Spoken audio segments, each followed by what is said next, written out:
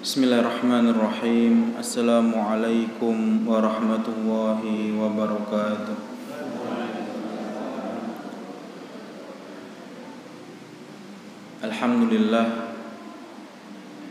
Alhamdulillahilladzi anzalal qur'ana mubarakan liyadabbaru ayatihi wa liyatadhakkara ulul albab. Allahumma salli wa sallim wa barik wa an'im ala habibina wa syafi'ina wa maulana Muhammad wa ala alihi wa sahbihi wa man tabi'ahu bi ihsanin ila yaumiddin. Wa rabbi shrah li sadri wa yassir li amri wahlul 'uqdatam min lisani yafqahu qawli, amma ba'd. Allahumma anfa'na bima 'allamtana wa 'allimna ma yanfa'una warzuqna 'uluman tanfa'una fid dini wad dunya wal akhirah. Allahumma faqihna fid dini wa 'allimna at-ta'wil. Allahumma inna nas'aluka 'ilman nafi'an wa rizqan thayyiban wa 'amalan mutaqabbalan wa shifaa'an min kulli da'in wa saqam. Yang kula ta'zimi, yang kula hormati para alim, para ulama, para kiai, para sepuh bini sepuh, yang semoga senantiasa Allah berikan kesehatan dan keberkahan untuk jenengan semua. Wabil khusus jajaran pengurus Masjid Al-Muhajirin dan segenap pengurus Kampung Quran Balai Kambang, hadirin hadirat para rawuh yang kula hormati. Sebelum saya memulai di pembahasan terkait bab etika sosial, etika sosial yang baginda Rasulullah ajarkan, yang dirangkum dalam kitab Arba'in An-Nawawiyah yang dikarang oleh Imam Nawawi rahimahullah ta'ala, saya ingin memberikan muqaddimah terkait pentingnya menata hati, Pak. Karena hadis awal atau hadis yang kita bahas hari ini bersambung dengan apa yang saya berikan muqaddimah di awal ini, dan semoga menjadi penguat untuk memahami hadis ini. Baginda Rasulullah pernah sanjang, pernah bersabda kepada kita semua,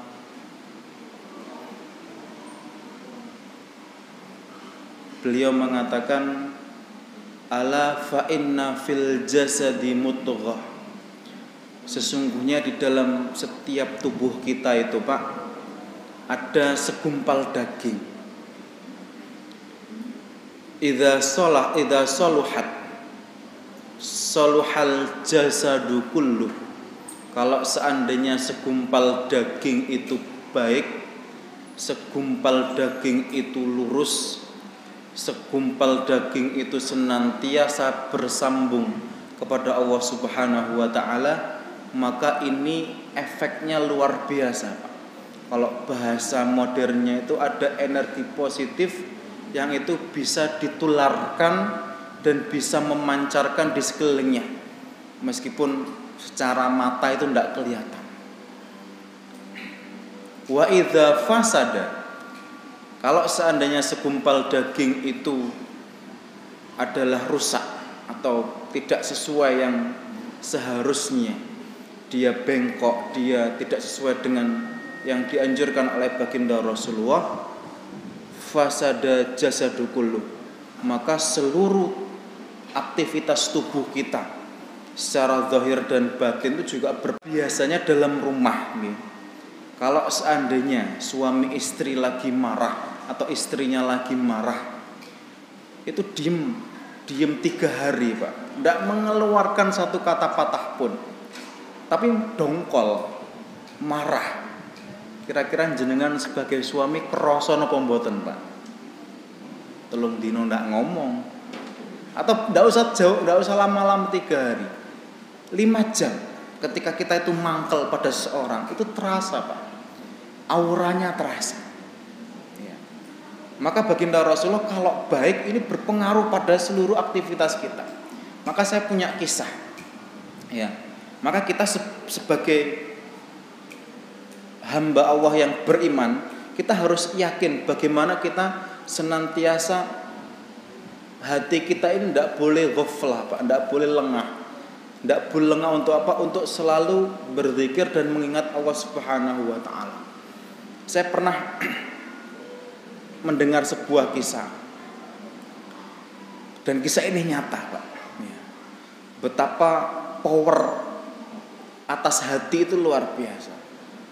Suatu ketika ada seorang tukang tambal ban. Itu pengen banget, itu pengen naik haji. Dia pekerjaan sehari-hari hanya sebagai tukang tambal ban. Nanti diperhatikan betapa the power of niat. Hati yang senantiasa bersambung, berharap kepada Allah itu Allah akan sambungkan sesuai dengan apa yang di hatinya tadi. Seorang tukang tambal ban ini pengen banget naik haji Allah. Setiap hari, setiap saat, setiap dia melihat TV, setiap dia melihat orang habis umroh, habis haji, selalu dalam hati, ya Allah saya pengen haji, ya Allah. Ya Allah saya pengen haji. Dia sebut-sebut terus. Artinya dalam hatinya itu tidak pernah sedikit pun kosong terhadap apa yang menjadi keinginannya untuk berangkat haji. Setiap dia berzikir, ya Allah, Allahumma yassir lil haji, Allahumma yassir lil haji. Ya Allah mudahkanlah untuk berangkat haji, ya Allah mudahkanlah untuk berangkat haji. Padahal dia hanya seorang tukang tambal ban, Pak. Secara logika matematis tidak mungkin sampai. Tetapi dengan niat hatinya yang nyambung kepada Allah Subhanahu wa taala dengan keinginan tadi, Pak, dia berusaha untuk menyisihkan apa yang dia dapat selama 1 bulan itu untuk nabung buat naik haji. Dia hanya bisa setiap bulan menyisihkan 50.000, Pak. Karena tukang tambal ban ini pendapatannya fluktuatif, kadang banyak, kadang sedikit, kadang tidak dapat sama sekali. Maka dalam setiap bulan itu dia berusaha untuk menyisihkan 50.000 untuk bisa daftar haji. Bayangkan, Pak, secara matematika, sekarang daftar haji itu 25 juta minim. Dia 50.000 nabung buat naik haji berapa tahun? Usia sudah berapa? Tapi dia selalu berdoa, ya Allah. Setiap sholatnya dia tidak pernah putus, ya Allah saya pengen naik haji, ya Allah. Saya pengen naik haji, ya Allah. Tidak pernah putus, Pak, hatinya, Pak. Ya, meskipun tidak pernah disampaikan kepada orang-orang ketika dia ziarah haji, ziarah umroh, dia selalu menangis dan berharap untuk bisa naik haji. Kemudian suatu ketika, ya, ada orang naik mobil, Pak. Orang ini terburu-buru punya proyek yang nilainya besar, anggaplah miliaran. Punya proyek miliaran, dia besok pagi harus sampai Bali. Ini kejadian di Banyuwangi. Dia harus sampai di Bali paginya. Dia dari Surabaya mengendarai mobilnya, kok qadarullah sampai Banyuwangi, Pak, bannya itu meledos. Bannya meledos dan keadaan sudah malam sekali. Orang tadi yang keburu-buru ingin pagi besok ke Bali itu sudah pesimis. Aduh, sepertinya besok pagi saya tidak bisa ketemu klien saya. Ini proyek yang miliaran pasti gagal. Kok ndelala di keadaan yang sangat gelap dan sepi itu tiba-tiba bapak tadi itu lagi mancal, Pak. Lagi mancal, kemudian ketemu, ya, disampaikan, ditanya kenapa, Pak, harus di Bali? Kalau tidak ini semua urusan saya gagal. Singkat cerita, ya, dia mengatakan saya ini sungguhnya tukang tambal ban, tapi mohon maaf sekarang sudah jam sekian malam ini saya sudah nggak bekerja. Tapi kalau jenengan mau, ayo kita dongkrak bersama mobilnya, nanti kita bawa bannya itu ke rumah saya yang jaraknya lumayan jauh. Singkat cerita, karena tidak ada harapan lain, setuju orang tadi, kemudian diperbaiki, akhirnya singkat cerita mobilnya bisa, kemudian dia berangkat. Ketika berangkat sampai Bali diberi imbalan sekedarnya, kemudian sampai ke Bali, qadarullah Pak, dia sebelum sampai Bali dalam perjalanan menuju Bali dia nazar, ya Allah, kalau seandainya proyek saya ini goal, proyek saya ini jadi, saya nazar untuk memberikan apapun keinginan daripada orang tadi yang membantu saya.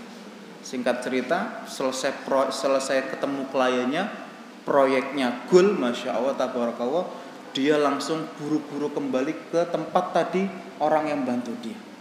Kemudian dengan mengatakan, Pak, alhamdulillah proyek saya goal, ya, dengan wasilah jenengan, alhamdulillah saya bisa ketemu klien saya dan jadi fix proyek ini jadi, dan insya Allah saya sudah nazar ingin memberikan apa yang menjadi keinginan jenengan.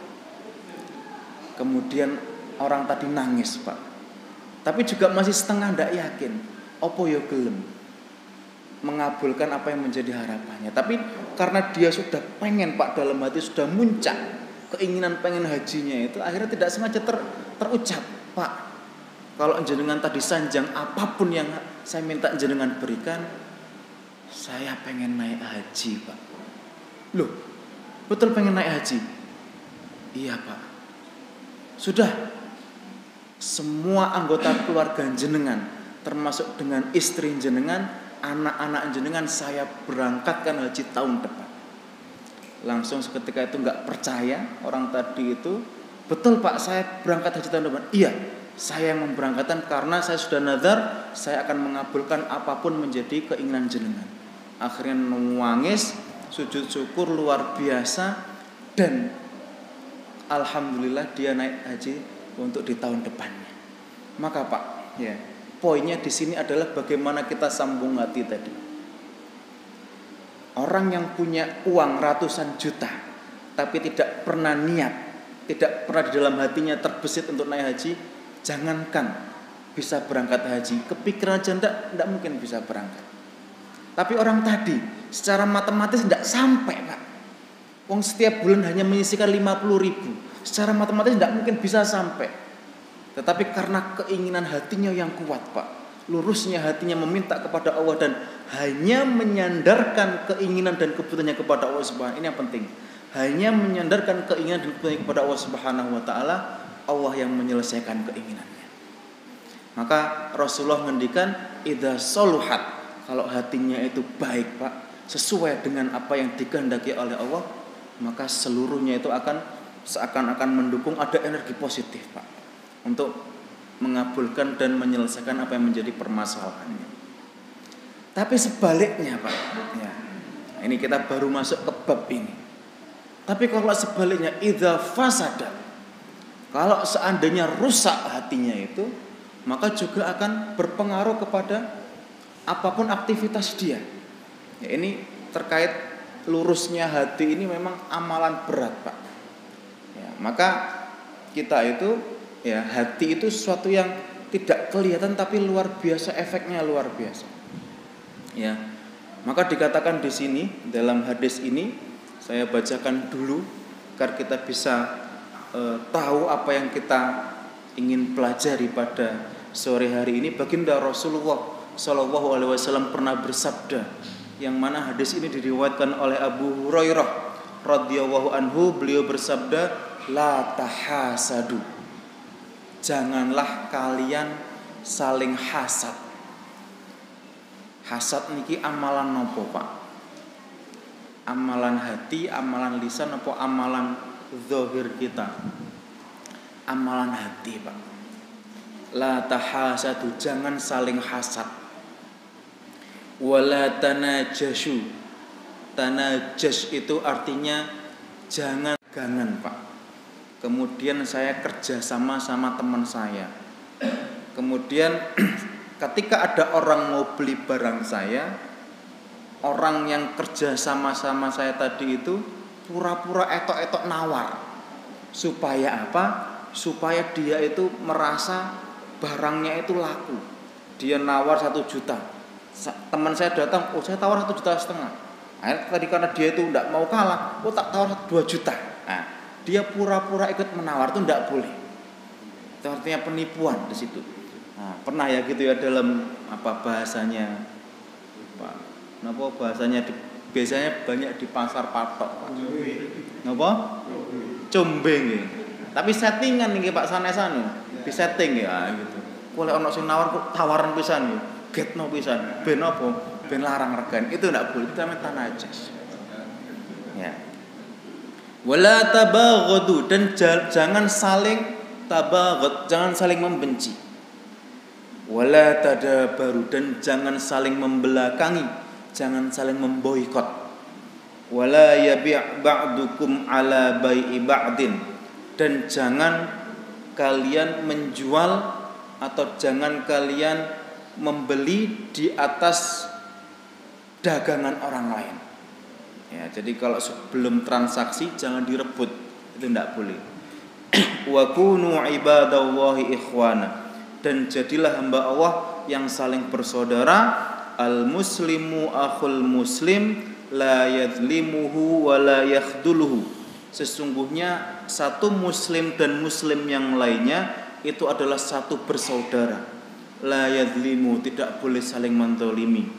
La yakhdulu, tidak boleh saling. La yakhdul itu artinya tidak boleh saling menghancurkan atau tidak boleh saling menghinakan. Wala yakdzibuhu, dan tidak boleh saling mendustakan. Dikatakan di sini wala yahkiruhu, dan tidak boleh saling mengejek. At-taqwa hahuna, dan takwa itu tempatnya di sini kata baginda Rasulullah, wa yushiru ila sadrihi thalatha marrat, dan baginda menunjuk ke dalam dadanya 3 kali. Bihasbi mri'in minasyarri an yahkira akhahul muslim. Cukup dikatakan orang sebagai orang yang jelek ketika mengejek saudara muslimnya, dan muslim sesama muslim itu adalah hukumnya haram hartanya, kemudian darahnya dan kehormatannya. Ini saya baca dulu Pak. Hadis ini berkenaan dengan etika sosial. Hadis ini panjang Pak, detail, sangat detail. Maka insya Allah ini mungkin tidak habis untuk pertemuan ini karena saking luar biasanya. Jadi baginda Rasulullah merinci. Kenapa kok baginda Rasulullah itu memberikan hadis yang berkenaan dengan muamalah? Dan ini penting Pak. Kalau seandainya kita tahu nggih, dalam kehidupan kita beragama ada yang sifatnya ibadah. Ada yang sifatnya ibadah itu kita berhubungan dengan Allah Subhanahu wa taala. Jadi kita sholat, kita itu berpuasa, itu adalah hablum minallah Pak.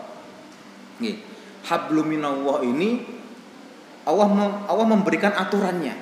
Ya aturan dari baginda Rasulullah. Wa ma atakumur rasulu fakhudhu. Apa yang Rasulullah ajarkan ambil.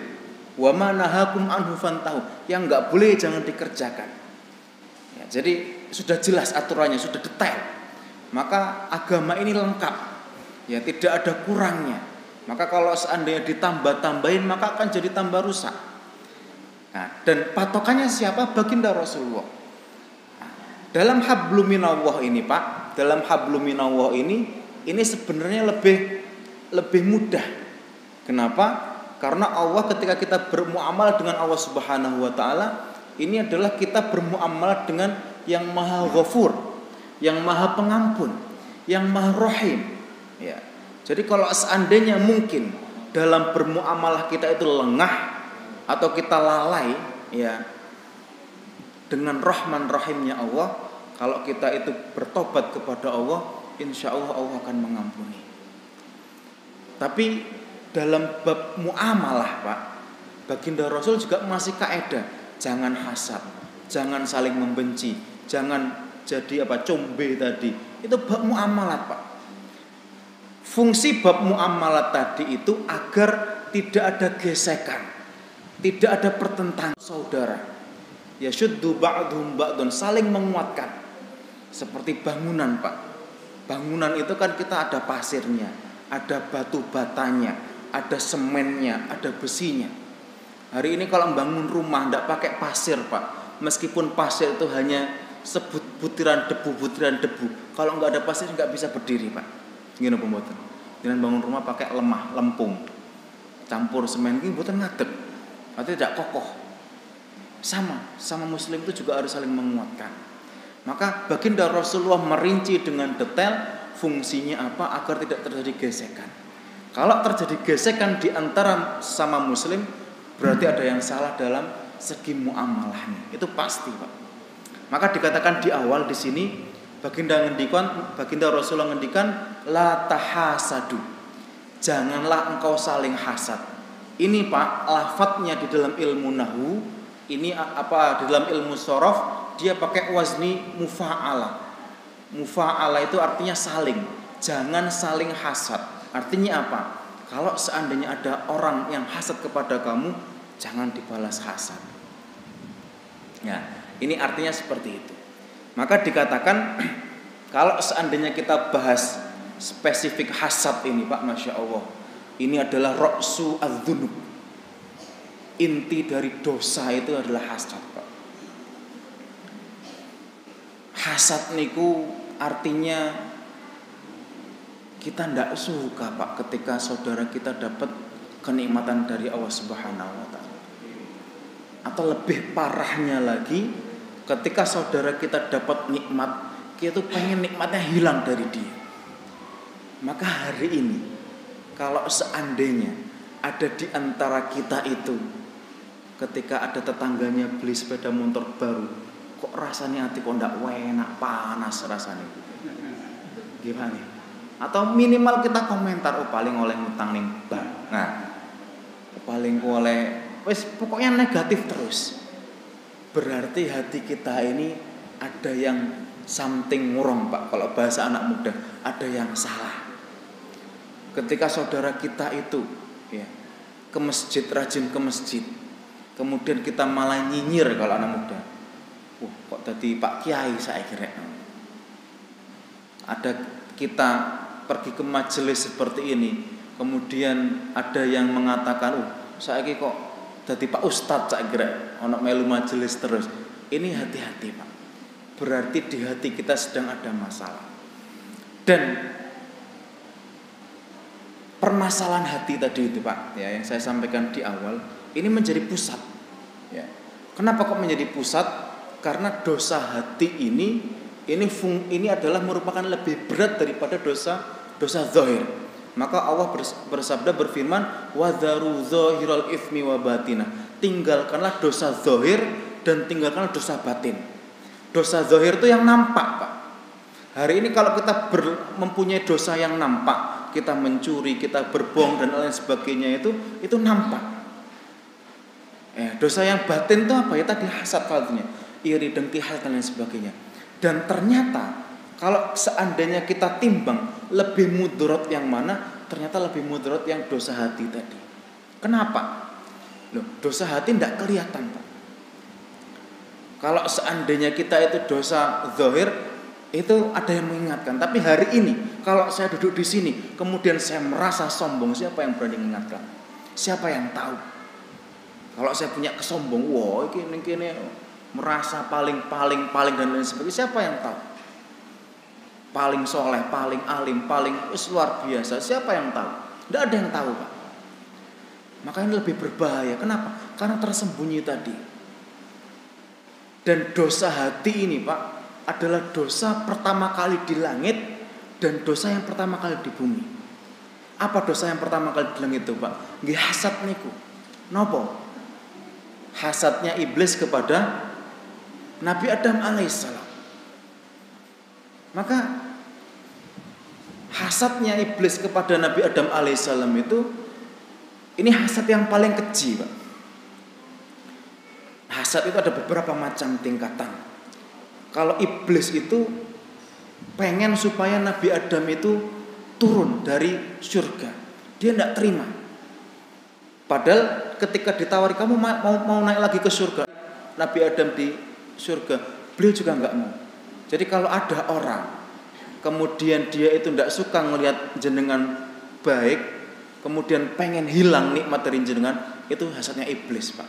Kan ada orang itu, aku pengen ada jenengan punya mobil, jenengan diireni atau didengki sama tetangga seandainya.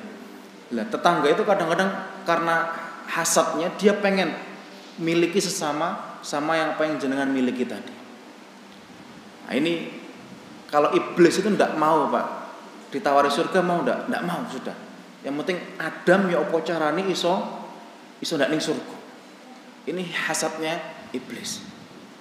Maka ketika hasad iblis di langit ini Masya Allah, maka bagaimana caranya iblis turun? Nabi Adam turun. Digodalah lewat istrinya Nabi Adam, yaitu Sayyidah Hawa. Ya diarahkan untuk makan dan lain sebagainya, dibujuk akhirnya turun. Dan ini menjadi sebab dosa pertama di langit adalah hasad. Kemudian di bumi pun juga dosa pertamanya itu adalah hasad juga. Hasadnya siapa Pak? Qabil sama Habil. Ya, sama-sama putranya Nabi Adam alaihissalam. Qabil ini kebetulan lebih dibawa daripada Habil.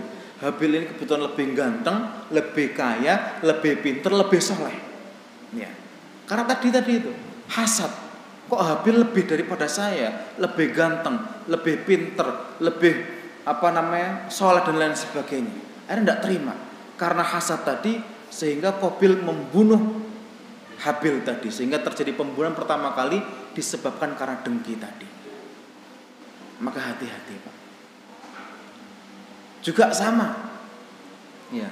Masalah hasad juga kalau seandainya kita melihat Pak, orang-orang Yahudi di zaman baginda Rasulullah SAW, orang Yahudi itu tahu bahwasanya penutupnya Nabi dan Rasul itu akan jatuh di Jazirah Arab. Semerp, orang Yahudi itu semerp Pak. Maka beberapa orang Yahudi itu sengaja tinggal di Madinah untuk menunggu. Sampai ada tiga atau 4 kaum di sana. Ada suku Aus, Khazraj dan lain sebagainya.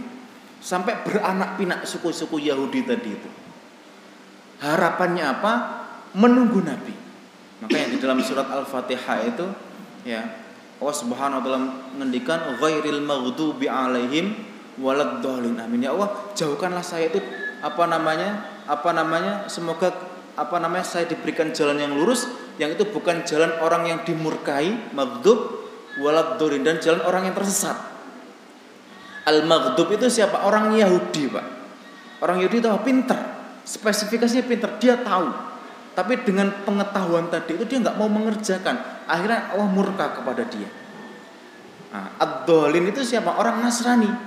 Orang Nasrani itu dia pokoknya ngerjakan.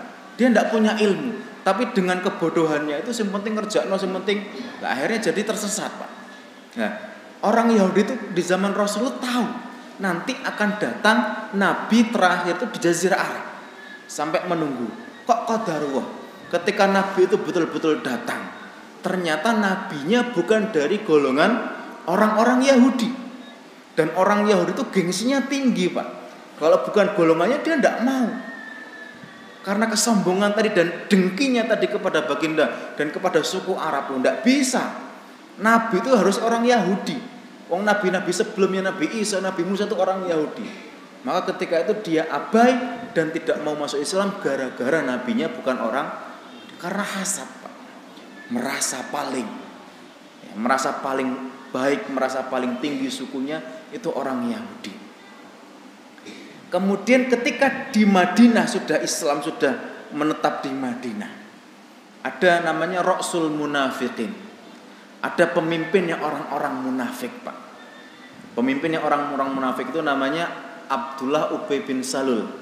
Kalau jenengan semerep, orang munafik itu artinya orang yang menampakkan keislamannya tetapi dia di dalam hatinya itu memusuhi sebenarnya. Maka hati-hati. Dan orang munafik itu lebih dosanya atau ganjaran dosanya itu lebih besar daripada orang-orang kan. Dia tidak punya kekuatan luarnya menampakkan Islam, tapi di dalamnya itu adalah mereka memusuhi Islam. Ini bahaya. Maka Abdullah bin Salul itu dia itu sebelum datang Rasulullah ya. Jadi di Madinah itu ada beberapa suku yang mereka bersepakat kalau pemimpin suku itu meninggal, maka salah satu diantaranya itu kalau enggak Abdullah bin Salul sama salah satu lagi itu meninggal, maka diantara kedua itu naik jadi pemimpin. Singkat cerita, suku yang bukan dari sukunya Abdullah bin Salul itu meninggal, sehingga ketika itu juga dinaikkanlah Abdullah bin Salul sebagai pemimpin. Abdullah bin Salul itu adalah orang bijak, Pak. Beliau orang bijak, beliau orang baik, beliau orang yang sering membantu, bayangkan. Beliau juga orang yang dia itu pokoknya bagus. Maka dinobatkan sebagai pemimpin orang-orang Madinah ketika itu, orang-orang Yatsrib ketika itu. Kemudian seketika dia naik jadi seorang pemimpin di Madinah, tidak sampai 1 bulan, Pak, tiba-tiba Nabi hijrah ke Madinah. Akhirnya orang-orang Madinah terpusat perhatiannya kepada Nabi Muhammad, sehingga Abdullah bin Salul itu tidak jadi mansibahnya sudah tidak dianggap lagi karena ada baginda Rasulullah. Singkat cerita, Abdullah ini dia ikut Nabi Muhammad, wes aku mlebu Islam, tapi karena di dalam hatinya masih ada rasa dengki, sakjane lek Muhammad ndak teko yo jadi pemimpinnya orang-orang Yatsrib ketika itu. Tapi karena ada merasa dengkinya tadi itu, ya, sehingga di dalam dirinya itu dia menampakkan Islam di dalam hadapan Rasulullah, tetapi di belakangnya dia memusuhi orang Islam. Maka Abdullah bin Salul tadi ini yang tadinya orang baik, Pak, ya, orang-orang secara zahir baik, suka membantu orang, suka memuliakan tangga, suka memuliakan orang-orang di sekitarnya, maka dia dianggap sebagai pemimpin. Tetapi karena di hatinya ada dengki tadi itu, maka dinobatkan sebagai orang munafik, sebagai pemimpinnya orang-orang munafik ketika itu. Ya, maka hasad itu bahaya, Pak. Ya, hasad itu adalah kalau di dalam hadis itu seperti kayu bakar. Kayu bakar yang membakar kayu itu, Pak, saking cepatnya. Jadi ketika kita punya hasad dalam hati kita, kebaikan kita itu seakan-akan dibakar seperti kayu bakar tadi. Jadi sangat cepat dan sangat luar biasa, maka hati-hati. Ya. Maka kalau seandainya kita melihat perspektif hasad, Pak, ya, macam-macam hasad tadi, ada macam hasad itu yang tidak hasad itu kan tidak suka ketika melihat orang dapat kenikmatan. Ada 2 macam orang hasad, Pak.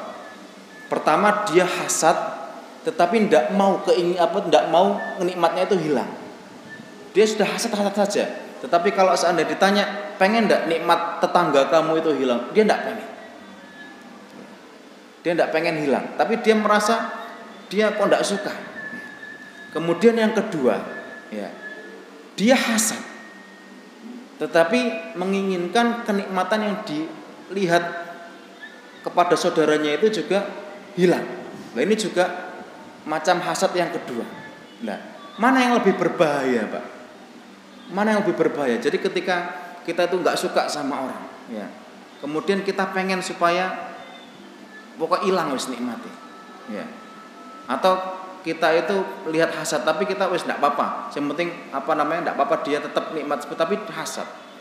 Maka hasadnya iblis itu, Pak, ya, yang disebutkan di dalam Al-Quran itu, hasadnya iblis itu adalah hasadnya di mana dia itu ketika tidak suka melihat Nabi Adam, tetapi dia itu ingin kenikmatannya hilang, terus pindah ke dia apa enggak, pokok hilang, itu bahaya. Jadi ada orang ketika itu merusak, ya, dia itu kemudian menjadikan kenikmatannya hilang, itu bahaya. Ya, maka ini yang mudah-mudahan, Pak, kita ini dihilangkan dari penyakit hati. Maka penyakit hati ini, Pak, ini penyakit yang sangat luar biasa. Dan ini harapannya kita semua dihindarkan dari penyakit hati, agar semua aktivitas kita itu jadi baik insya Allah. Maka dikatakan la tahasadu, janganlah saling hasad, wala tanajashu, ya. Ini ditaruh di paling pertama karena efeknya seluruhnya. Jadi kalau sudah hasad ini, Pak, ya, ini efeknya ke amalan zahir tadi. Ya, jadi kalau orang hasad itu dia berusaha. Jadi kalau seandainya di pasar ada model seperti ini, Pak, di pasar patok, atau mungkin biasanya ini kita pernah, Pak, kejadian di pondok dulu. Jadi kita mau nawar tanah, nggih. Kok ndelalah, tapi memang belum deal, Pak. Kan kalau sudah deal itu nggak boleh ada orang masuk. Ini memang belum deal karena posisi juga nggak punya uang. Tiba-tiba ada orang masuk, ya, yang dia itu informasinya ingin menawar tanah itu harganya lebih mahal daripada kita. Akhirnya karena kita butuh ketika itu tanah di belakang pondok itu, ya, bukan kita butuh, akhirnya menaikkan harga lagi. Contoh kita ada satu ketika itu ada 500 juta, ada orang nawar 600 juta. Kemudian ketika 600 juta, kita tidak mau kalau kita butuh, wes tak tawar betul 600 juta wes jadi kekno. Temenan lagi, nah, tapi nggak punya uang posisinya. Akhirnya ada orang masuk lagi menawar 800 juta. Akhirnya kita tidak kuat sudah. Ya, akhirnya Skodaro sudah lepas dan ternyata ya hanya sekedar main. Nah, ini hati-hati seperti ini. Karena kenapa? Ini akan merusak hubungan antar muslim di sini. Kemudian dikatakan la tabaghadu. Ya, la tabaghadu itu artinya jangan saling membelakangi. Jangan saling memboikot. Ya. Baginda Rasulullah itu diboikot, Pak. Ketika dakwah pertama kali di Mekah itu sampai diboikot. Tidak diajak ngobrol sama orang-orang kafir Quraisy, tidak diperbolehkan jual beli, dan tidak diberikan apapun yang menjadi kebutuhan dasar Rasulullah. Bayangkan. Jadi boikot itu luar biasa. Contoh kita punya barang, wis aja ditol ning wong iku apa? Aku ndak seneng karo itu ndak boleh. Ini akan menimbulkan efek negatif dalam muamalah. Ya, maka dikatakan wala tabaghadu. Ya. Kemudian dikatakan wala tabaghadu itu artinya juga jangan saling membenci. Ya, jangan saling membenci artinya apa? Nah, Allah Subhanahu wa taala mengatakan innama yuridu syaitanu ayyuqi'a bainakumul adawata wal baghdha. Sesungguhnya syaitan itu ya tujuannya itu bagaimana membuat manusia itu saling membenci. Jadi kalau ada tetangga bengkerengan, ada tetangga dia itu saling bermusuhan, nah ini berarti setannya menang, Pak. Saya punya teman itu, Pak, dengan tetangganya itu sudah hampir 10 tahun itu tidak nyapa. Mungkin di sini ada nggih? Nggak ada nggih. Oh, berarti masyarakat Balai Kambang ini masyarakat baik-baik, Pak. 10 tahun, Pak, tidak nyapa.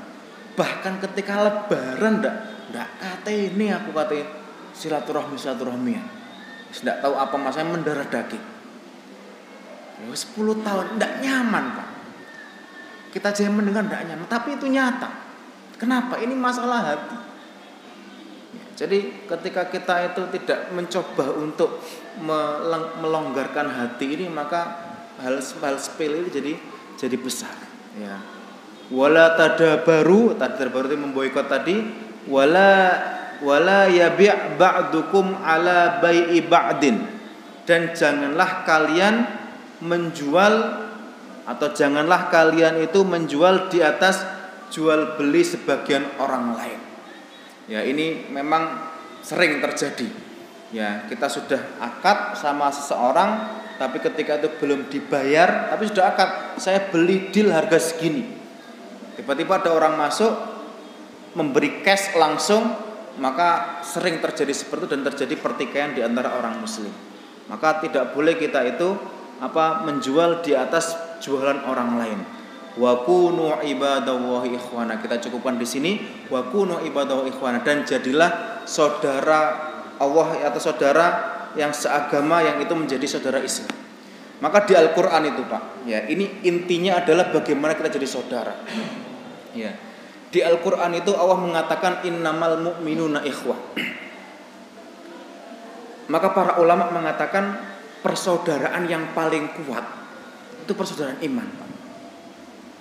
Dan persaudaraan iman tidak bisa mengalahkan termasuk persaudaraan yang itu sifatnya rahim, yang biologis atau biologis.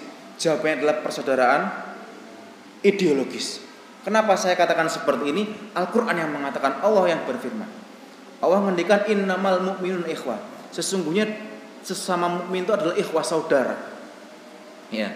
Kalau di dalam bahasa Arab itu Pak, ikhwatun itu artinya saudara kandung. Maka Allah Subhanahu wa taala berfirman dalam surat Yusuf, ya bunayya la taqsus ru'yaka ala ikhwatika. Jadi Nabi Yusuf itu bermimpi dan kemudian Nabi Yakub ayahnya itu ngendikan, wahai anakku, la taqsus, jangan ceritakan mimpimu itu ala ikhwatika, pakai tun Pak. Ya, jadi ikhwatun itu artinya saudara kandung, spesifik saudara kandung. Kalau yang bukan kandung itu ikhwanun. Ya, ikhwanun. Jadi ikhwanun itu adalah wa'tasimu bihablillahi jami'a wa la tafarraqu wadhkuru ni'matallahi 'alaikum id kuntum a'dan fa'alafa baina qulubikum fa asbahtum bi ni'mati ikhwana. Nah, itu artinya saudara yang bukan kandung, Pak. Tapi kenapa kok di dalam ayat innamal mu'minuna ikhwatun ini, iman itu adalah ikhwatun, pakai lafadz yang biasa dipakai saudara kandung? Ini mengartikan dan ini merupakan mukjizat Al-Quran secara lafadz ini menandakan bahwasanya hubungan iman itu lebih kuat daripada saudara kandung. Kenapa saya katakan seperti itu? Karena kalau seandainya kita punya hubungan biologis dengan ayah kita, dengan ibu kita, dengan anak kita, itu belum tentu Pak bisa sama-sama sampai surga meskipun di dunia bersama. Jangankan kita, jangankan jenengan, seorang nabi pun dengan saudara biologisnya, dengan keluarga biologisnya tidak bisa bersama. Contohnya Nabi Nuh alaihissalam. Ya, ketika mengajak istri dan anaknya untuk naik kapal, ya bunayyarkam ma'ana, wahai anakku ayo naik ke kapal. Kemudian mengatakan sa'awi ilal jabal ya'simunar, saya tidak mau, saya akan naik ke atas gunung untuk supaya terhindar dari banjir yang sekarang ini melanda. Bayangkan, Nabi Nuh alaihissalam saja, seorang rasul, berdakwah selama 950 tahun. Beliau tidak mampu mengajak anak istrinya untuk masuk bersama di dalam surga. Artinya apa? Ini kisah, Pak. Ini kisah yang ini menjadi pelajaran bagi kita. Mungkin di dunia bersama, Pak, tapi di akhirat belum bersama. Seorang nabi, seorang rasul, apalagi kita. Tetapi kita saudara beriman, Pak. Hari ini kalau kita beriman kepada Allah, kita sama-sama iman kepada Allah. Kita sama-sama ahli majelis. Kita sama-sama ahli jamaah di masjid. Kita sama-sama saling mendoakan ketika ada saudara kita membutuhkan. Kita saling mensupport kalau tetangga kita sakit, Pak. Kita di dunia bersama, Pak. Insya Allah nanti di surga kita juga bersama nanti, amin. Maka jangan remehkan ukhuwah seperti ini. Jenengan mungkin hari ini datang, kemudian jenengan ngobrol mangan-mangan, jenengan tidak kerasa. Justru ukhuwah semacam ini akan kekal sampai surga. Kalau seandainya hari ini kita belum mampu mengajak anak istri kita atau tetangga kita, saudara kita itu ya untuk sama-sama ke masjid, belum tentu mereka bersama dengan kita. Tapi hari ini yang bersama kita di tempat ini, insya Allah ahli majelis, ahli sholat, ahli iman, insya Allah bersama sampai surga. Amin insya Allah. Maka kewajiban kita dan yang paling nikmat itu adalah kalau kita bersama dengan keluarga kandung kita di dunia dan di akhirat. Kita di dunia saudara kandung, di surga kita juga bersama lagi. Maka kita kumpulkan keluarga kita, orang terdekat kita untuk beriman kepada Allah, untuk bertakwa kepada Allah. Dan ini ya tadi yang disampaikan terkait jangan hasad, jangan menjual di atas jual orang, ini dalam rangka tadi itu. Karena dalam kita seperti ini pasti ada gesekan, tidak mungkin tidak ada gesekan. Nah, ini untuk mengatur, ya. Maka tujuannya adalah bagaimana sesama orang beriman itu tidak ada gesekan dan insya Allah bisa sama-sama baik dan baiknya sama-sama nanti sampai di surga, amin amin ya rabbal alamin. Maka di akhir majelis ini kita berdoa, Pak. Kita berdoa semoga Allah senantiasa kekalkan hubungan kita sampai surga nanti. Dan saya terima kasih banyak, Pak. Jadi diinfo sama Pak Imron Sot, alhamdulillah tidak cuma 1.000, 2.000 bagi jenengan bukan apa-apa. Tapi bagi orang-orang atau dari orang-orang yang membutuhkan ini sangat luar biasa. Termasuk syiar kita, syiar Kampung Quran, uang ini akan kita gunakan untuk syiar-syiar di pelosok-pelosok. Yang ini insya Allah akan menjadi kebaikan untuk jenengan yang jenengan mungkin merasa ini cuma berapa. Dan terkadang kita itu Pak, pada sesuatu yang akan menjadi bekal kita tuh kita remehkan. Maksudnya kita remehkan apa? Kalau kita Jumatan ke masjid nggih atau tadi keliling sing dilebokno piro Pak? 5.000. Nggih. Atau saya wonten Pak. Ada Pak Imron. 10.000. Itu yang kita remehkan. Tapi Pak, justru yang kita remehkan itu yang menolong kita. Loh iya. Loh karena sesungguhnya harta kita itu yang kita sedekahkan tadi. Itu yang masuk rekening pribadi kita sampai surga. Tapi yang kita simpan, yang kita masukkan bank, yang kita masukkan tabungan-tabungan di dunia kita, belum tentu itu kita menikmati Pak. Bisa jadi kita meninggal, jadi waris, jadi rebutan, kemudian jadi mudarat, bisa berpotensi seperti itu. Maka saya ucapkan terima kasih, jazakumullahu khairan. Semoga Allah Subhanahu wa taala melipat gandakan kebaikan yang jenengan berikan dan Allah terima segala amal baik kita. Ala hadhihi niyas salihah naqra al-Fatihah. A'udzubillahi minasyaitonir rajim. Bismillahirrahmanirrahim. Alhamdulillahirabbil alamin arrahmanir rahim maliki yaumiddin. Iyyaka na'budu wa iyyaka nasta'in. Ihdinas siratal mustaqim. Siratal ladzina an'amta 'alaihim ghairil maghdubi 'alaihim waladdallin. Allahumma shalli ala Muhammad wa ala ali Muhammad. Alhamdulillahi rabbil alamin. Hamdan syakirin, hamdan na'imin, hamdan yuwafi ni'amahu wa yukafi mazidah. Ya Rabbana lakal hamdu kama yanbaghi li jalali wajhikal karim wa 'azimi sultanik. Ya musahhilal umur, ya muyassiral umur. Allahumma sahhil wa barik umurana wa umura walidaina wa umura asatidatina wa umura jami'i tullabina wa umura masjidina masjid al-muhajirin wa umura jama'atina jama'atul muhajirin wa umura jami'il muslimina wal muslimat fi hadhil qaryati balai kambang. Ya Allah, innaka ala kulli syai'in qadir. Rabbana hab lana min azwajina wa dhurriyyatina qurrata a'yun waj'alna lil muttaqina imama. Allahumma adfa'anna al bala wal fahsya wal mihan ma dhahara minha wa ma batan min baladina Indonesia hada khassa wa min sa'iri biladi muslimina 'amma. Innaka ala kulli syai'in qadir. Allahumma ijma'na fi jannatikal a'la. Allahumma ijma'na fi jannatikal a'la ma'an nabiyyin wa siddiqin wa syuhada wa shalihin wa hasuna ulaika rafiqa. Rabbi ighfir lana dzunubana wa dzunuba walidaina wa dzunuba ikhwan ladina sabaquna bil iman wa la taj'al fi qulubina ghillan lil ladina amanu innaka antar raufur rahim. Rabbana atina fid dunya hasanah wa fil akhirati hasanah wa qina adzabannar. Wa sallallahu ala sayyidina Muhammad walhamdulillahi rabbil alamin. Astaghfirukum ala kulli akhta'. Barakallahu fikum wa sallallahu ala sayyidina Muhammad.